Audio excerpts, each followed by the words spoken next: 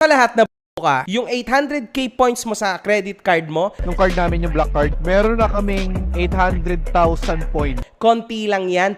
Konti lang yan, real talk. Nasa worth mga 5,000 pesos lang yan. Tas sabi mo isang buwan gagamitin mo yon pangkain? Pwede akong kumain na walang ginagastos for 30 days. Makakabili ka ng 15 na piraso ng Adidas? Wow!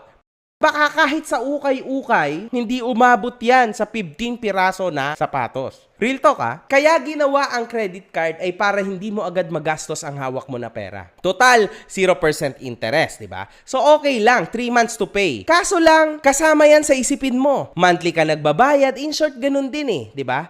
Mas mahirap pag may bayarin ka monthly kaysa isang bayaran lang, tas mananahimik ng buhay mo. Kung sasabihin mong lang nga nagbabayad ng cash, para sa akin mas yung pinapatagal yung problema niya. Kasi problema mo yun from the start. Alam mo na